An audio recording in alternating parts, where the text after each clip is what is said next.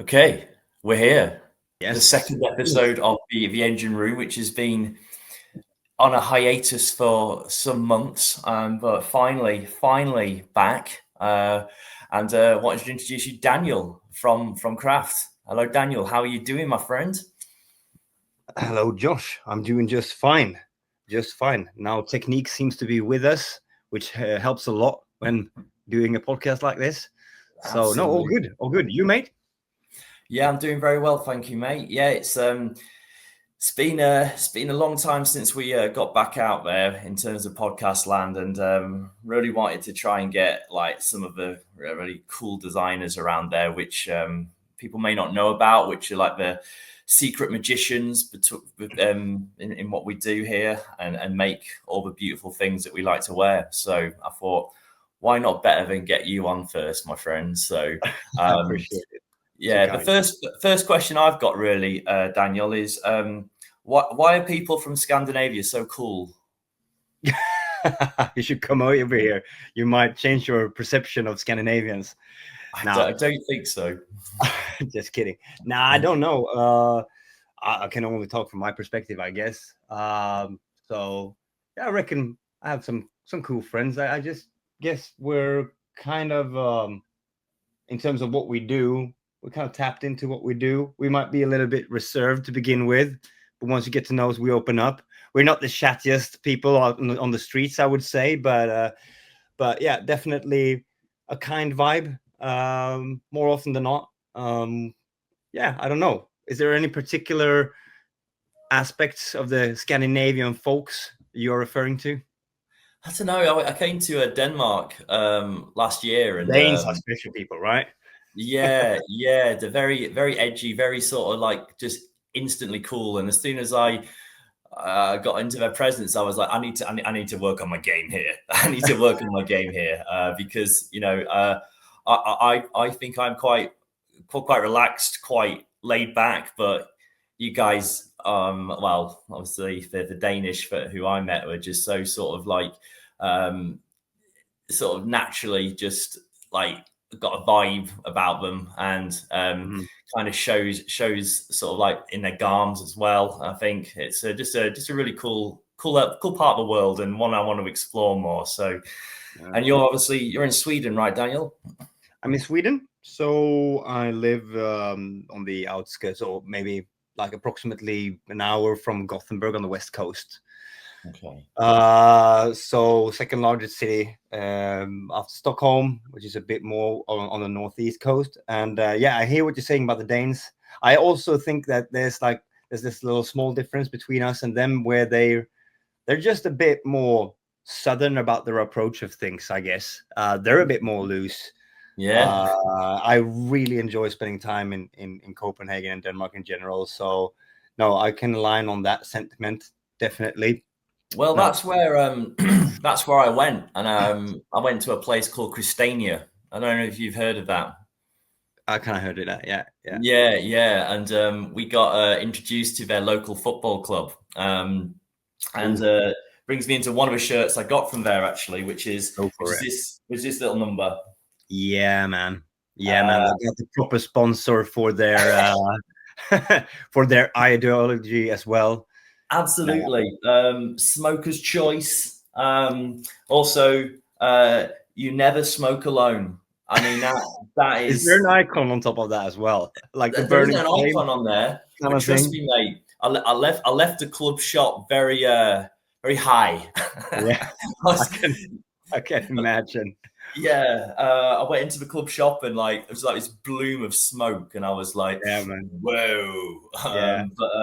Yeah, They just should a have really. properly leaned into, the icon that goes back on the back of the Liverpool jerseys more often than not, with the two flames. They Yep. should remade something with them, right? But more Well, in a Christiana kind yeah. of way. If you're watching Hummel, that should be in your second season. Absolutely. Um, But yeah, no, I see some nice shirts behind you. Anything you're working on at the moment, Daniel? Anything that you got in the back there that you might show off to us?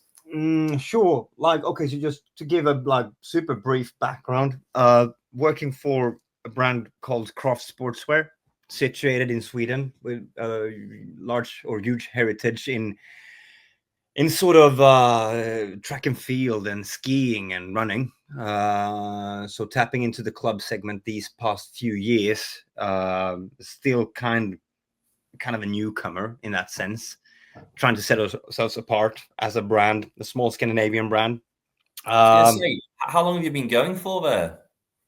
So they only introduced club to their catalog in like 2018, 2019. Okay. And I joined almost 4 years ago now. It's actually the place where I've been the longest. I've been sort of moving around a lot, like most creatives do, trying different things. And I'm an engineer to begin with, or I worked as a building engineer for a couple of years before realizing that, this is not going to be something that I want to do for the rest of my life. And I sort of leaned into this, not knowing that this was something that you could do for a living.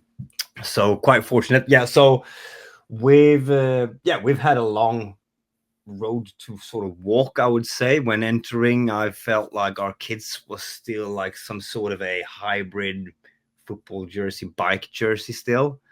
Okay. Super stretchy kind of things, not a lot of love put into the trims, into the badges and all of this kind of stuff, that us as sort of fanatics and nerds about football jerseys are leading into. Yeah. So we come a bit further, I would say. Right now we have a like intensive design period, or me in particular, where we're presenting future potential kit designs to our clubs. We have 2 major clubs in Sweden. We have a few more in Scandinavia, Norway, Denmark, and a few in Europe. So intense but really fun work. These are some of the past and recent ones, and really like I can see that. I can see that Darmstadt shirt. I remember seeing that video of you talking about it and all the subtle details. You got a bit of embossing in there as well, I think. Yeah, so maybe that's what I want to come across, like coming into it, embossing, which now is sort of almost like a general thing that brands are offering to their elite clubs, right? That is true. It didn't really pop off until maybe, I don't know, 3 seasons ago or something like that. But yeah, so we're doing the embossed kind of thing all over with the dyed fabric, and just putting loads of love trying to make the trims and the rib cuffs and everything as nice as we possibly can. Moving into the embroidery, which obviously, in terms of supporters, that's what they want to see. Is it? Is that like, so when you go to them, do you get a sense of actually they much prefer embroidered badges, or do you think actually I'm going to give that them and think, yeah, that's what I want, or do you actually have you been told that specifically, like, yeah, our fans really like embroidered? For some clubs, yes, they've been. For some clubs, we have a few really traditional clubs that actually they have these sort of guideline documents, which are sometimes a pain. They sort of sometimes limit what you can do creatively, but you need to respect it. I mean, some clubs are more than clubs, right? They're institutions. They're an extra family member almost to people, right, and people are living their lives with them. So this is the challenge that we're in front of, trying to act as a translator, translating their stories and their histories into design. But yeah, we had a club who tried to get it in print that the club crest always needs to be embroidered, always. Oh, really? Yeah, and it's also one of the clubs that have more of the intricate crests, which when going to production, it's always going to be like this sort of little dance with how to execute it. So I think we ended up with something like 15,000 stitches. Wow. And there's a price point to it, and all this kind of stuff that goes behind the scenes that you didn't really realize when, I was just wondering, well, how the heck could it be so hard to make a nice football jersey before starting to work on this? And then when dissecting it, there's just so many elements to it. You not only have to get the story right, but everything from the fabric to the trims, and it's nuts. You can go into super detail, right?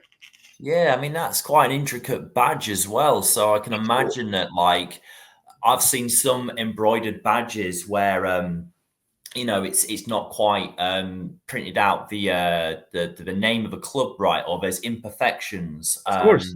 You kind of love that kind of stuff as well, right? It's almost like a crack in the record, well.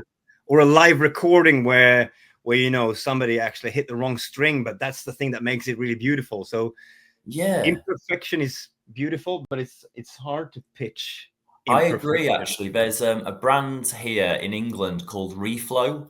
And they've just got into football. They're doing Forest Green Rovers and Luton Town.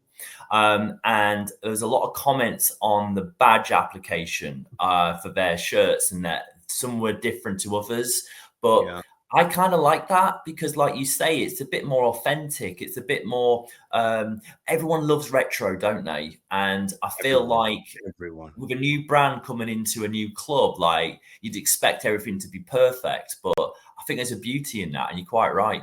And then also, I think just moving back to the embroidered crest discussion, I guess you saw it sort of goes back to the roots, right? It's what you saw at the early days. Yeah. But then there was loads of imperfection, the ones that you kind of love right now. And then there was for a while and for a little bit, they said that, no, that's something that cannot be done because it can create this sort of rash or itch you feel when you're playing. But all of the freaking elite teams, they're wearing bras at this moment. So it's not going to be a problem for the players, at least, which is actually, I don't have it here at the moment, but when you're looking at what Adidas Originals are doing now with all the third kits, and now we're going to get really nerdy here. You have the replica one and you have the authentic one. I think they're banging, by the way, the Juves, the Arsenals. I do. The Newcastles, I love them. But the only thing that I think is still that I prefer with the replica ones is that they actually have the textile logo, whether it's woven or embroidered. Whereas on the elite kits, you have still like really nice, like a silicone kind of badge with texturized elements to it. But I don't know. I just love the fact that it's textile, not oil produced. I mean, there's something.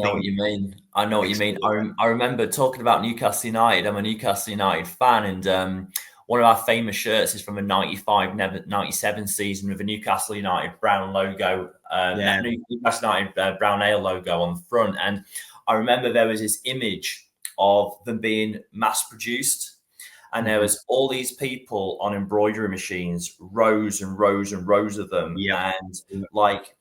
That to me, like, it just blows my mind because you don't really see that. And there they were mass producing these shirts. Obviously, there are imperfections on some of them, but like that's an art form. That's like seeing your craft put into life, really. Of course. I mean, you're really touching on something, and moving back to craft and maybe not being one of these really well known brands, and to be quite frank, we're not outspokenly a football brand, even though that's something that I need to wrap my head around, because I mean, my 100% of my dedication is moving into the football part of the brand, even though I do various other things as a designer there as well. But I actually pitched that I want to like have a camera. I want to go to the factories.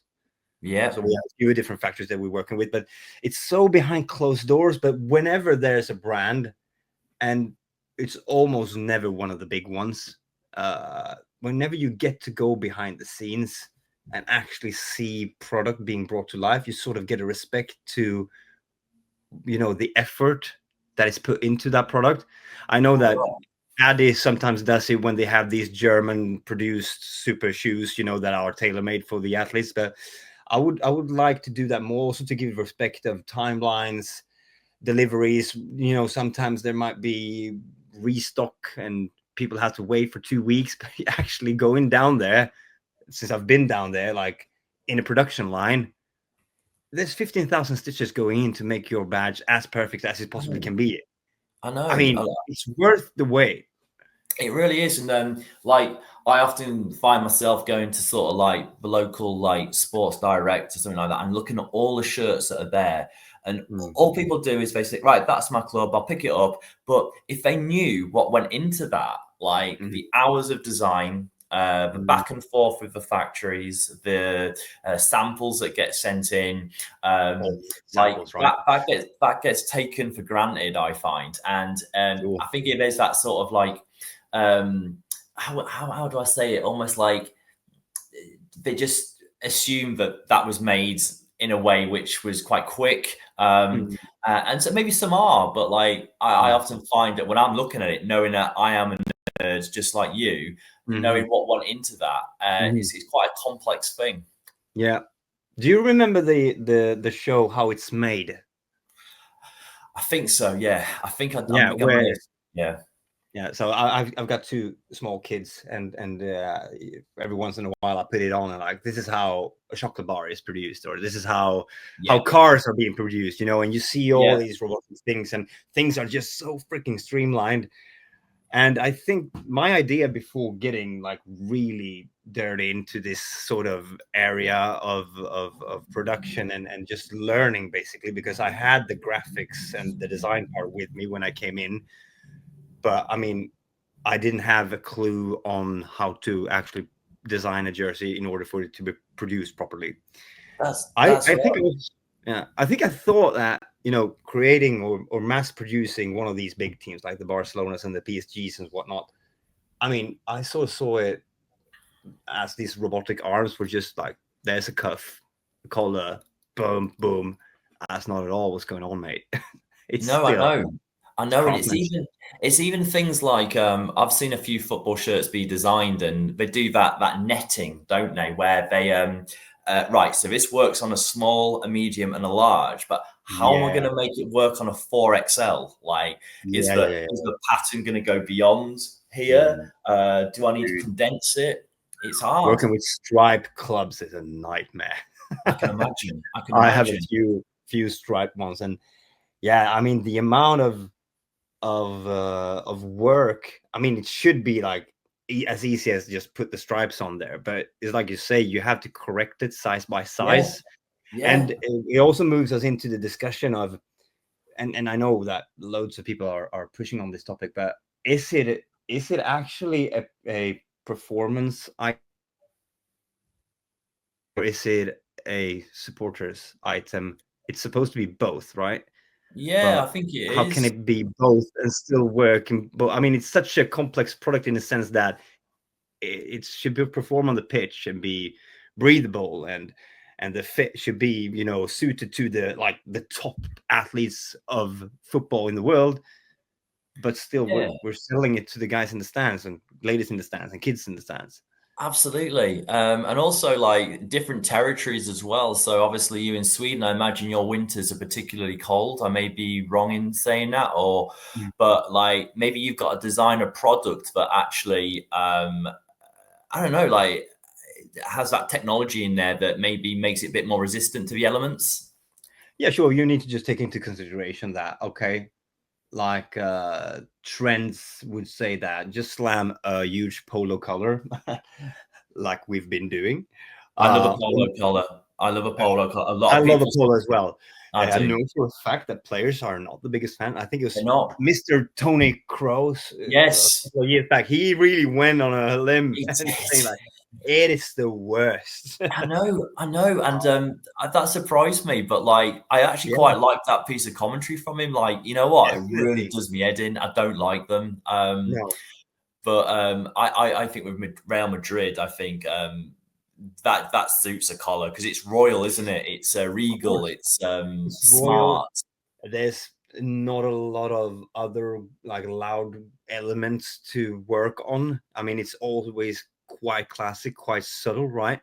Yeah, Also, that moving into that discussion again, okay, so how much do we take this into consideration? Because also we're providing a service to clubs who are depending on the incomes from the sales of the jerseys. I yeah, mean, when played correctly, it can actually make a huge difference to them, uh, whether it's a success or not. So yeah. there's this balance of that. And then, I mean, one day Kim Kardashian rocks up in a Roma jersey and the entire fucking game is changed It overnight. did And change. I remember that. Yeah, she was there, wasn't she, in Rome with a Roma shirt and yeah, like. And that's where football shirts are going now. Like there would be a time where, you know, someone would be wearing a football shirt in a pub or down the street, and you think, oh no, here's a thug coming, like, you know, not a football fan. Whereas now you're getting into a culture where people actually think, oh God, what club's that? I've not seen that before. Like, who do you support? Like, it gets conversations going. And that's what I'm finding. And you're right. People like that are putting football shirts on the map as being not necessarily a sports shirt, but a fashion shirt. Like, ask yourself this: do you think that there would have been crop tops version of football jerseys should Kim Kardashian not have worn that Roma jersey? No, and I've seen that. You know, I've seen Liverpool. They had on their website, I think they had the replica shirt for 85 quid, and they had the women's crop shirt for like 70. Yeah, exactly. And then you have the dress version. I've seen the dress version. Yeah, it might be more toned down. It might be one of the originals pieces, but I think Adi also released a dress version of one of those fan wear items. And I mean, I'm all for it because we're also working quite actively with our clubs, trying to like broaden their target groups. So, for instance, with IFK Gothenburg, we've very consciously made, you know, toned down merchandise versions where prints were a bit more decreased, maybe centralized, working a bit with icons, a bit oversized fits, you know, and all of a sudden they can see that there's a real like huge percentage increase in terms of teenage girls that actually can wear stuff to the game or out and about. Whether that's right or not, I don't know. I don't need to be super commercial of it, but I'm just, if we can create a product that is used, I'm happy. I think that's a really good point, mate, actually, because I've changed the way I sort of maybe wear my allegiance to a football club. I much prefer nowadays wearing something a bit more minimal, you know. I mean, I'm going to wear my Newcastle shirt on Thursday night to watch Newcastle Barcelona. I'm gonna do that.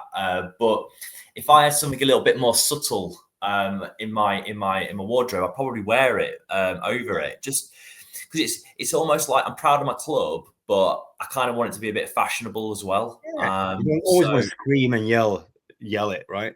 Exactly. So I've got a question for you here, Daniel. Like, where's your creative space? Like, do you find going into the office is more is better for you, or do you just prefer being at home? And do you find, like, because I do wonder this sometimes, like, design is something that's really sort of individual to that person and the way they come up with their ideas. Like, and I imagine sometimes, like, you just get your head so fried that you need to go out and do something and then come back. Like, where's your safe space for design? It's been differing a bit depending on my life situation, I would say. So I mentioned briefly, like, I started off as an engineer, like getting a proper education, getting a real job, and then sort of just leaving that all behind, actually just quitting before having a solution.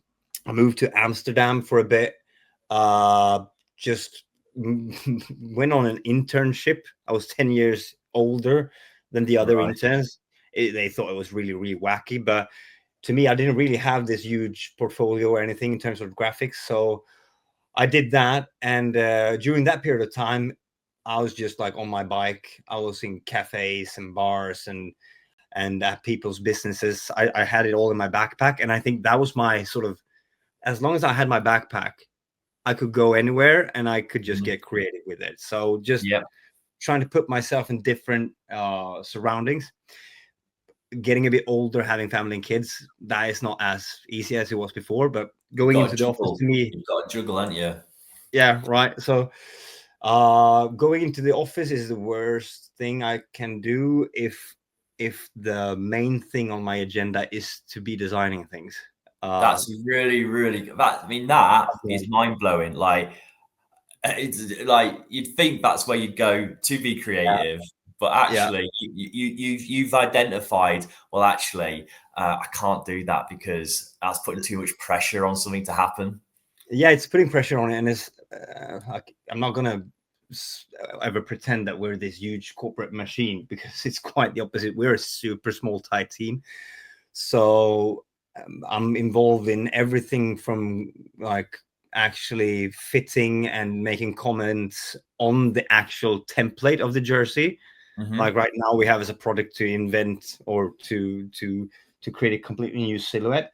So going into the office, it's just going to be, you know, loads of conversations, loads of Yeah. like solving things, Distractions. distractions, putting out fires here and there. Yep. And what is kind of not, I'm trying to sort of crack it a bit for my life puzzle to work out, because the evenings when there's calm and peace at the house, that's when my brain starts to work, and I can get 2 days of work done in 3 hours. But then I'm knackered waking up trying to I get can my kids to school. You know, my temper is not where it's supposed to be, so I'm still trying to crack it. So today is actually my design dedication day, but we're doing this, we're having a good conversation, and I'm very confident that this kind of talk will also put me in the mindset where all of a sudden things just clicks, right? That's just That's how it right. works. That's right. And it bleeds into another question as well, really, about how you do your research as well. Like, I've found sometimes when I'm doing research for football kits and things, I'll probably scour the internet. I'll try and find little nuggets, try and find where their fan base hang out, what they want, key locations in certain cities and towns. Um, Definitely. do you do you find that, like, or is it an option for you to actually, like, let's say you get a new club, Yeah. and would you go there on a trip to try Yeah. and integrate yourself into that kind of community? Is that something that you do? Mandatory. Is Uh, it? yeah. With saying that, I'm going to put myself in a difficult spot here, because we have some places that I'm yet to visit, or one in particular that I can't mention. But yeah, I think it's mandatory. I think building up the trust, not only with the people within the club, but also with Mm, the community around it. You need to talk the talks with the club and walk the walks that the fans are, you know, used to. You need to, I always try it, more often than not it starts off with like this sort of general meeting, like a meeting that you would be familiar with working with kind of anything. So you'd be invited, you'd have a tour of the stadium, you talk to influential people and to your main contacts, you get a brief on the history. We'll walk through the do's and don'ts, the hard facts, what we really need to know.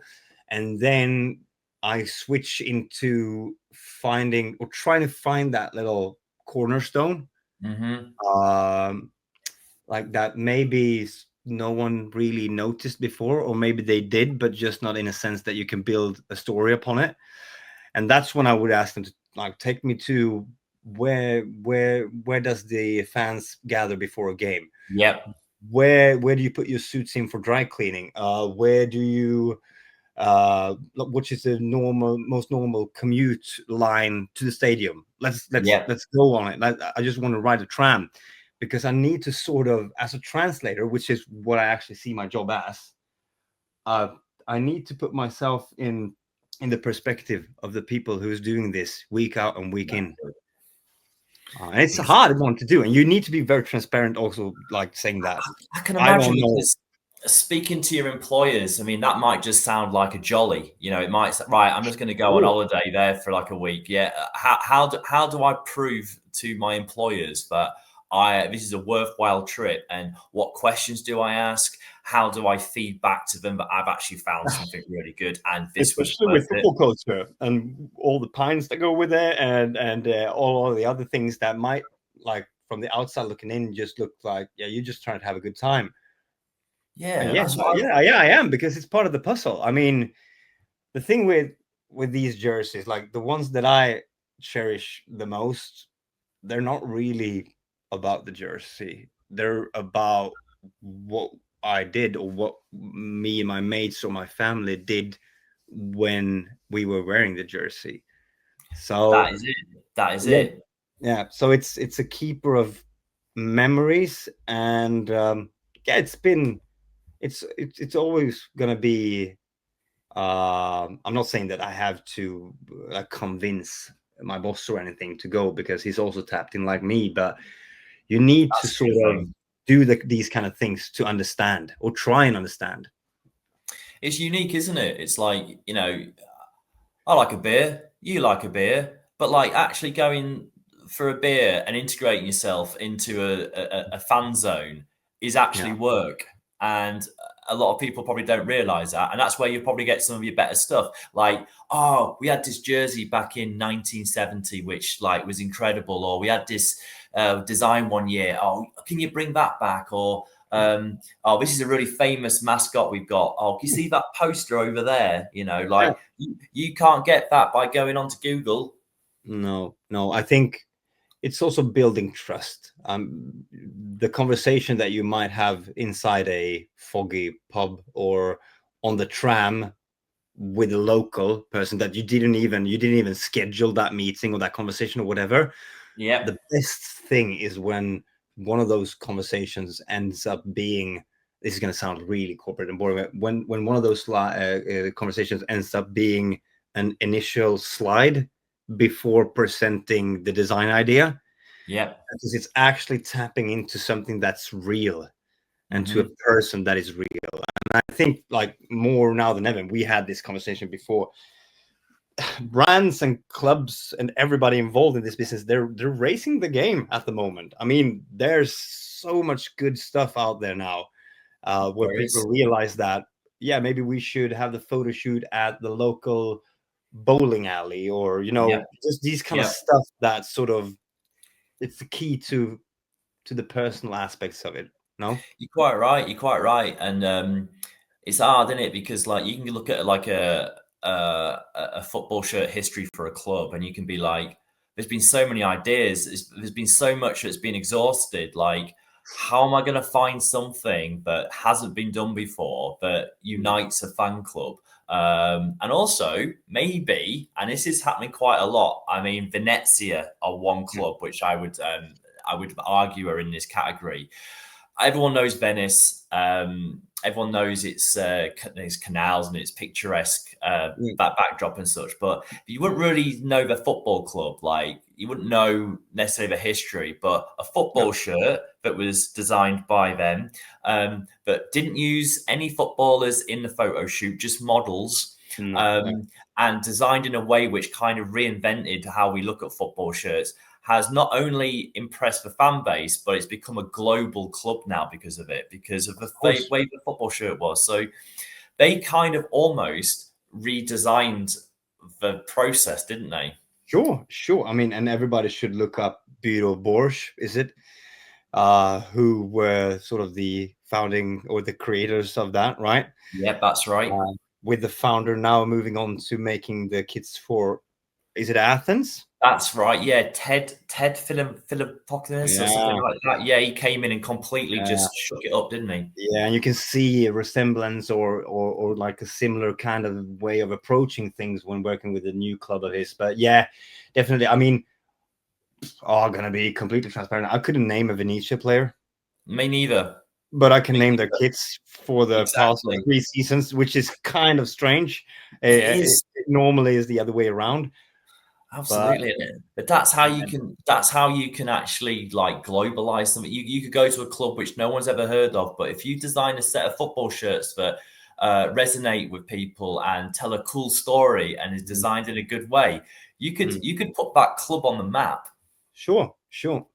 But what do you think then moving forward here? When is there a risk of exhausting the storytelling part of things now when people are so tapped into? What do you think is there going to be a counter effect to building these immense stories about, whether it's Sorrento warriors that we've been talking about, the Sorrento, the work that Zeta Yeah. does, or anything else? Do you think we're going to see all of a sudden, is there going to be like a segment of super clean design approaching?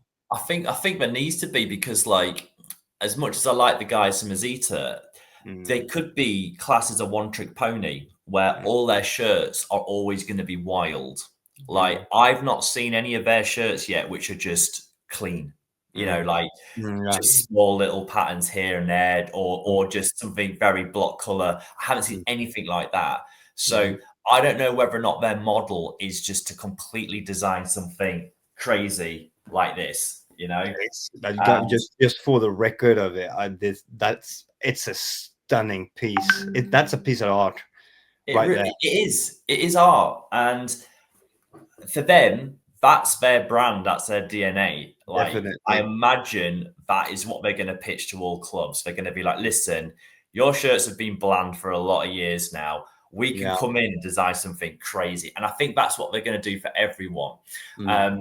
But I've been speaking a lot about this sometimes, where there's actually nothing wrong with designing something very simple. And I don't know whether or not we're in that cycle at the moment, but like, it's just a shirt. Like, how much can you do?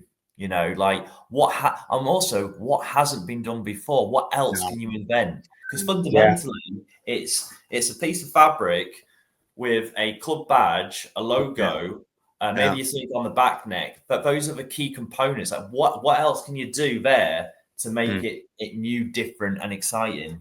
It's all been done before, right? It's all been done before, but I don't know. It's gonna be a hard analogy to pull off, but I guess it's like with music or anything. I mean, you just need to try and hit the right strings.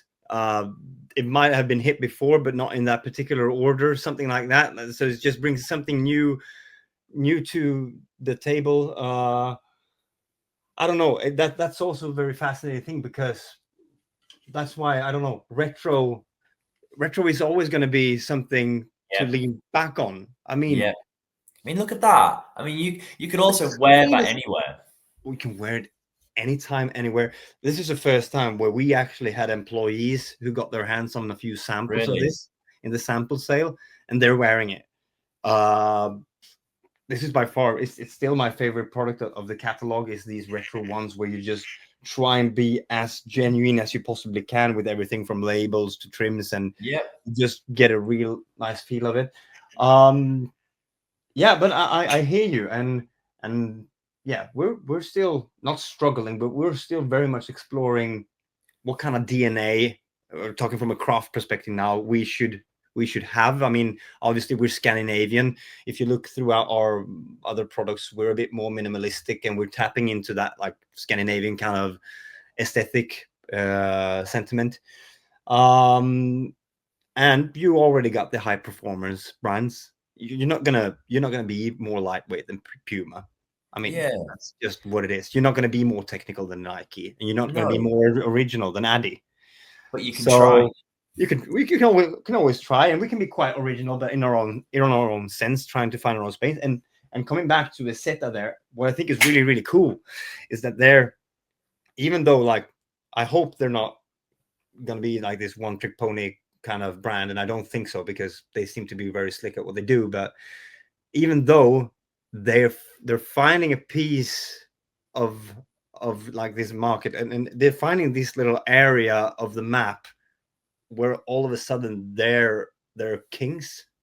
You know, for a club that wanna like scream out their identity and their heritage, I would very much consider a brand like that, who just has such a high level of execution. You know what I mean? And I think that's also where we have a possibility to set ourselves apart, because people don't want to fit the mold anymore. Clubs don't want to fit the mold. They want to be treated as unique. And it's going to be super hard for huge brands to be unique each and every time. Oh, yeah, especially when you've got, like, I saw a pie chart of all the Champions League shirts this year.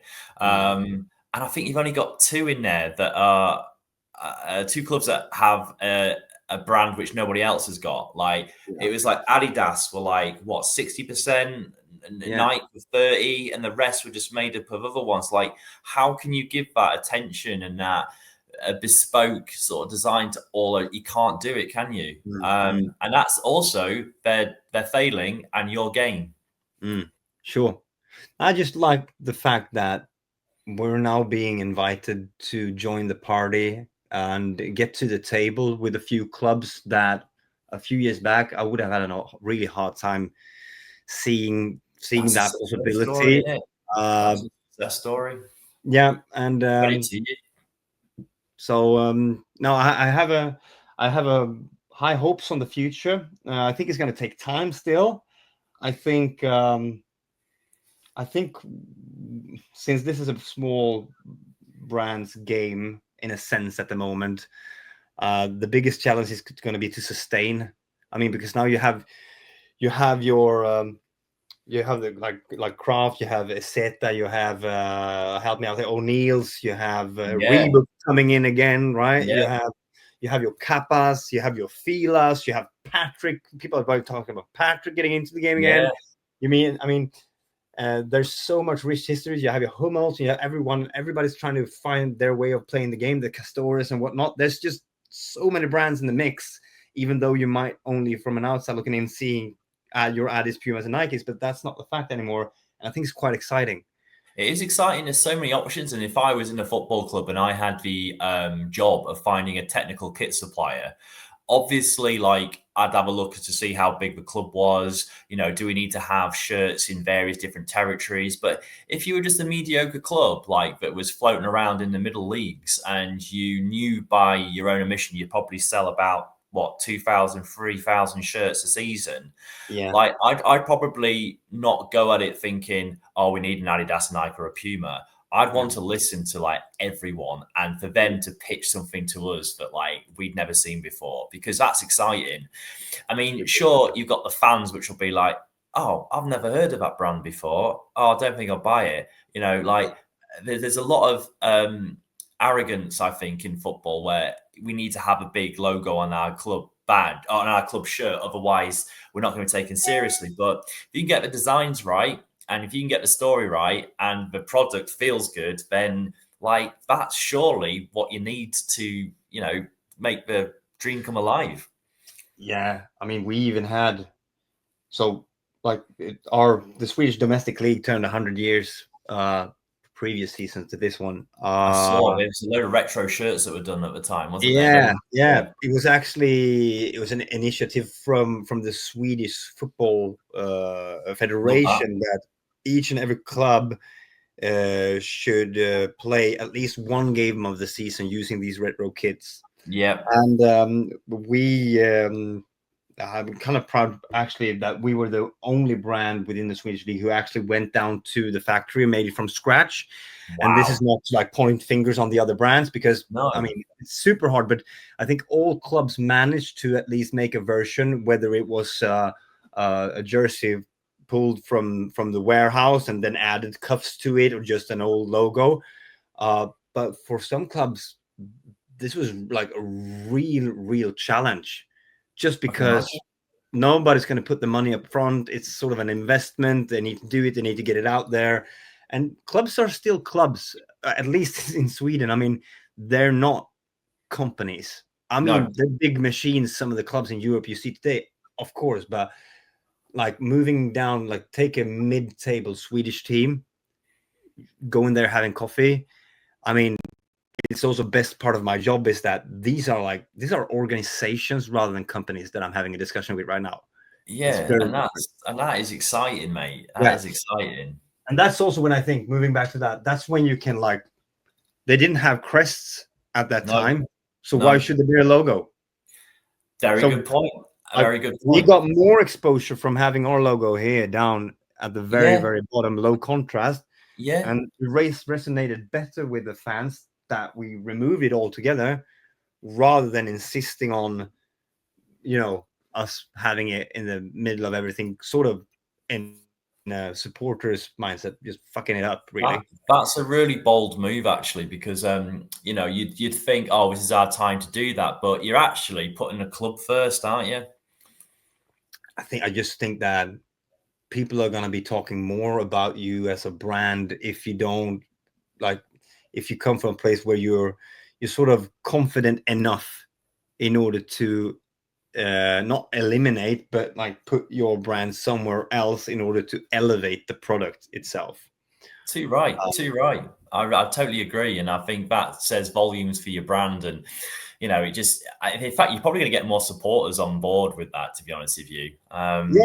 And I'm waiting for that switch. Like sponsors is a big thing where I think that what we're seeing now in terms of storytelling, design, crest execution, and all of these areas where we've come so far. I'm looking forward to seeing like how come it says Fly Emirates still on each and everything year out and year in. I know. Nobody's. I mean, I'm supporting Arsenal, so I mean, you're just used to seeing it there. There's no conversation had around it. I mean, there's nothing newsworthy about it. They're just there. They're just a massive corporate machine, aren't they? And to have that on their shirt, I mean, aesthetically, it looks all right. But I remember the days where we had JVC and Dreamcast, Sega on there, and things like that. And although those are also big corporations, like you're right, I think. You know, I'm trying to think. Who else have got it? AC Milan have got it. Who else have got it? PSG, I think, have got it as well. And it's almost like, I remember the days with Barcelona where they didn't have any logos on their shirts, and Roma as well. Yeah, those were the days, right? I'm just thinking, like, and I think now coming back, Venezia, it seems to be like a record repeating ourselves, but from what I've seen on pictures, they always have one with a sponsor on, and then there's more often than not, there's like this version circling around where it actually says like City de Venezia or something like that. Yeah. To me, it's just like, whoa, that's if I were a fan, that's the version that I want to be repping my club and I want to be repping my city. It's like you're having I don't know, like Leeds United here. It's like having the city of Leeds put across there. I mean, obviously I don't know what that will do in terms of like a monetary pot and a sponsorship deal, but like, you know, probably not be super popular within the economic department. No, I don't think so. I think it was Chris Stark at the Peter Craft Podcast. He had an idea that what if clubs could only search for sponsors in their local area? Brilliant. Which was like a real fun idea. Sort of like, yeah, you need to be Italian to play in the Italian national team, and you need to be British or English to play in the England squad. Absolutely. Like I remember, I think Roma had Barilla, which was a pasta brand, you know, and that was obviously quite local. You know, why can't Leeds United play with Barry's Tools on there or something like that? You know, I mean, that would be incredible. But also, could you imagine if you put the Newcastle? I don't know. Maybe you cannot have alcoholic beverages or brands now, but you can always put alcohol free in there somewhere. If you were to smash that on top of a Newcastle jersey, what do you think that would do in terms of sales? I mean, can you imagine? And if somebody went and did the math, maybe they have. I don't know. I might be completely out of my depth here. I don't know. I'm just rambling on. But if you compare that to whatever amount of money you're getting from a sponsor that nobody really, cares about or knows about, what would be the most possible thing? Yeah, owners come in, don't they? And they're like, well, actually, we've got all these companies that we represent. You need to put one of those on your shirt. You know, it's like, yeah, go on then. Yeah, you're helping support our club. Like, but yeah, I'm seeing a lot of that happen at the moment. Want to just quickly, like, this is not going to be the best example in the world in terms of sponsors. Not saying anything bad about them, but in Scandinavia, we still have quite a lot of sponsors on our jerseys. Most of the leagues have this 50% rule where they cannot have an outside ownership. They're still owned by the club, which is actually something working in this industry. I kind of treasure that, to be honest. It like keeps the feeling intact of the clubs actually being clubs and not companies, like we touched on before. But what that would mean is that they would need more sponsors on than maybe a regular shirt. This is actually, I'm realizing this just right now, so maybe not super smart to pull this out, but this was an initial sample where we had this argumentation with this sponsor in particular, actually, that you should just go red. You should just adjust your logo to a single color version that matches the club. And actually, at the end, they went with it, and you wouldn't believe how big of a deal that was to the community around the club. I can imagine how much cred they just got from changing from black to red. Yeah. And what it took was a few discussions over Teams and a few Yeah. sketches, a few extra, walking that extra mile to actually have those conversations and make samples and stuff like that. But yeah, because you get a lot of brands, don't you, that like, no, that's our color, that's our, you're not changing it. But like that, I think it may have been Oldham Athletic or Wigan Athletic that had a sponsor that broke the colorway of a shirt and it looked jarring. And they had a conversation with them saying, listen, is there any chance you could change it, because it's going to look so much better and it's going to make you look better for allowing us to do that. And it worked and it looks great. It looks great. And just like that shirt you've just shown me there, like it just it belongs there now. Yeah. They never had it in blue. Also discussions with them, and like you say, there's still these kind of areas where I think that you could sort of still break a new ground, and sponsors is one of them.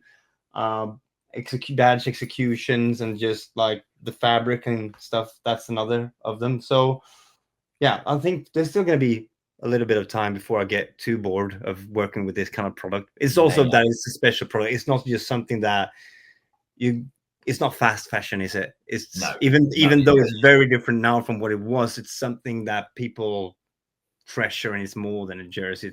I think so. And I think you're just getting started. And I say in closing then for this, we will definitely do this again in more detail. But if you were to be told that, Dan, you've got a new project on your desk, you've got a new club, which is your dream club to design a shirt for? What would be the best project that you could be put on your desk and say, right, there you go, what's your dream club to design for? I think I have two different directions and two different answers for that question. I think I might know where you're going with this. Yeah, like for the first one is the easiest one. Like if you were to once in a lifetime be able to sort of be in the process of creating a jersey for the club that resonates with you. And people might think that I know sometimes people have a hard time thinking that you can support an overseas team, but it's always in my family. So having created or designed a home Arsenal jersey would obviously be something like, okay, I can let go of this now. I kind of did what I was trying to do from the beginning. I can go to rest peacefully and do something else. That's it. That's it. Career done now. But the other one would be, I mean, when there's a new club or when there's like a huge identity change around a club, because I come from illustration and logo design. So, I mean, I did that before I started to actually design garments and clothing. If there was a chance and possibility to actually be at the table in the creative process of starting something and creating like the actual badge, be able to already from the start when making the blueprint think of things like, okay, I can pull out this element into a piping or into a cuff, or design it all in a way so that it's like optimized and that is workable in order to like build this huge nice design world. That would probably be a case. So the Juventus project would have been quite nice for you then, when they redesigned their badge and their identity and everyone went absolutely nuts about it. And now everyone's kind of just accepted it, haven't they? Yeah, I wouldn't have gone down the same route, but definitely, that kind of project. If they did it as well, wouldn't have gone down that route either. But definitely that kind of project for sure. I thought you were going to get the Swedish national team in there as well. That would be quite a nice one. Yeah, it's a nice one, and I've actually been looking into it just for fun, because I'm quite weird in that sense that I never. No, you're not weird at all, mate. You're in a very safe space. You're in a very safe space there, Daniel. No, but I'll be sitting like just experimenting and downloading the Vector logo and just pulling it apart, putting it back together. I think it's super fun. It's just an interest and hobby of mine, and it hasn't been updated for a long time. That would have been a huge thing. I actually did the Swedish Basketball Federation logo when they did the redesign. Good. But then there was a limitation of what I could do in terms of their jerseys. They went with Adi, and with Sweden not being the biggest sort of country within basketball, they sort of got the option to choose between 2 yellows and some blue trims, and that was it. Oh, nice. But yeah, that was a really fun project. So yeah, that kind of thing where you could be in the entire process of things. I like that. I like that a lot. No, that's great. And yeah, no, thank you so much for spending a bit of time with us, mate. Like, and for listeners that haven't heard of Craft before, you should definitely check them out. They're on socials. You should check some of Dan's work out as well.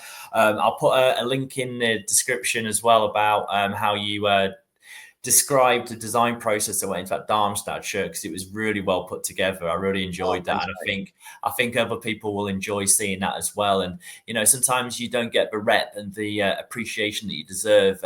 You just see a logo on the shirt and you don't really know where it came from. So for you to tell your story like that, I think there's going to be a lot of listeners to this that are going to want to see that. So I'll put that in there as well. But no, I just thank you for your time, and we're definitely going to do this again. Pleasure's all mine. Next time we're going to do it on the spot. We're going to do it over to you guys, and we're going to get really tactile about things. We're going to get so tactile. I think discussions have been made about doing it in a local Leeds pub, or I'll come over to Sweden. One of the two is going to happen. But yeah, no, I really hope you've enjoyed this, everyone. And mate, thanks so much for your time, and have an amazing rest of your creative day. I know today's a design day for you, and yeah, I hope you come up with a goods.